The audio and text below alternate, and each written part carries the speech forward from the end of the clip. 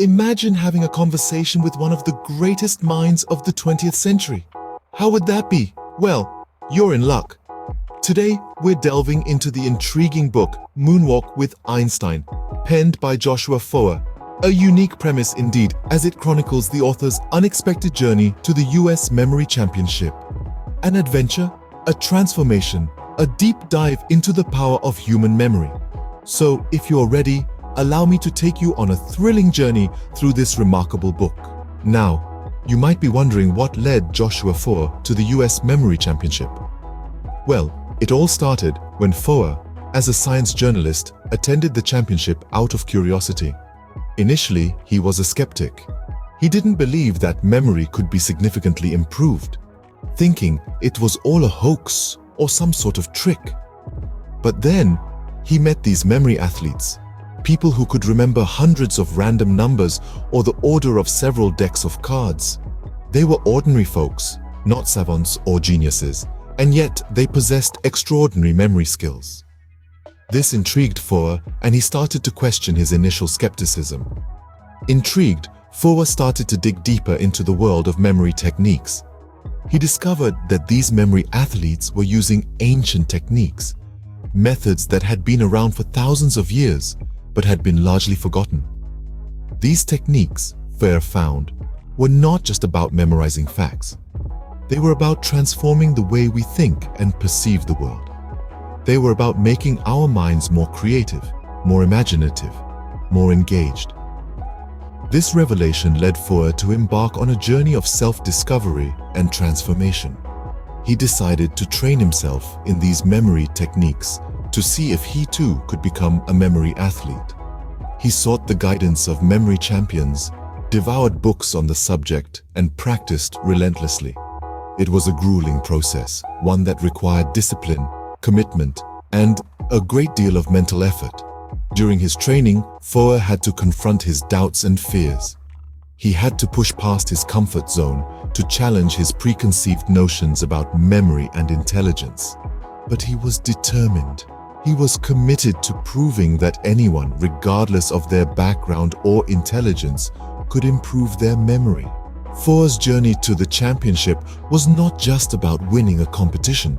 It was about proving a point, about showing that our minds are capable of far more than we give them credit for. It was about demonstrating that memory is not a fixed trait, but a skill that can be cultivated and improved. And so, with determination and hard work, Foer set his sights on the US Memory Championship. Here comes the fascinating part. What are these memory techniques that Foer learned?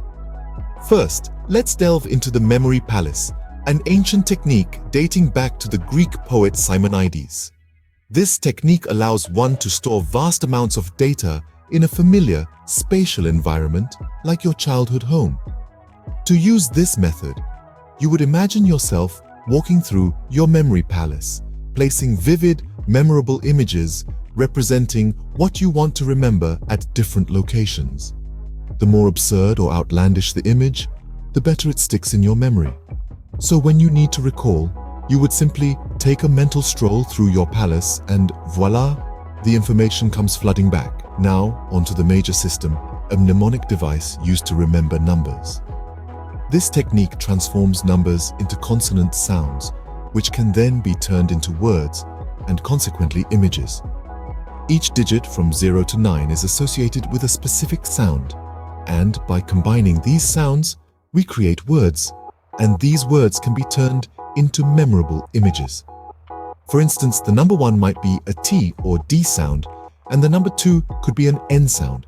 So the number 12 could be remembered as a tin, a simple, memorable image. But how do these techniques apply to everyday life? Well, imagine you're studying for a big exam. Instead of cramming your brain with facts and figures the night before, you could use the memory palace to store important points in a structured, easy-to-remember format. Or perhaps you need to remember a long list of groceries. The major system could easily transform that list into a series of memorable images. And it's not just about practicality. These techniques also foster creativity and exercise our imagination, shaping our minds to think and remember in new and exciting ways. Amazing, isn't it? how these techniques can transform the way we remember things. But the book is not just about memory techniques. It's much more than that.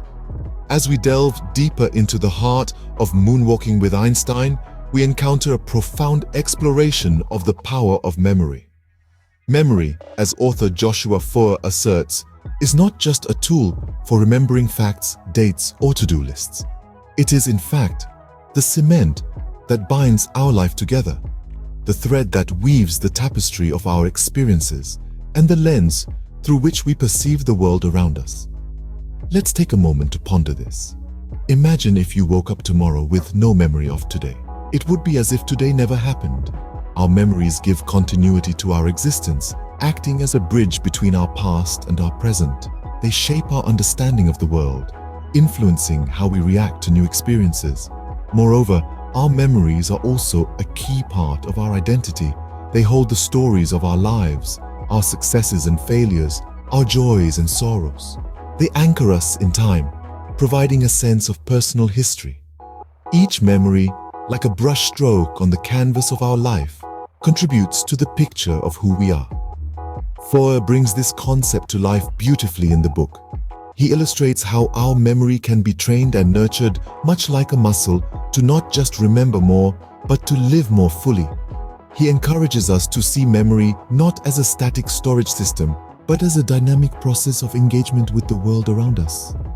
Memory is not just about retaining information, but about making sense of it. It's about connecting the dots, seeing the patterns, understanding the big picture. It's the ability to recall the past, to learn from it, and to apply that knowledge to the future. In a world inundated with information, where we often feel overwhelmed and disconnected, Foer's insights remind us of the power and potential of our own minds. He invites us to reclaim the art of memory, to engage more deeply with our experiences, and to live more consciously.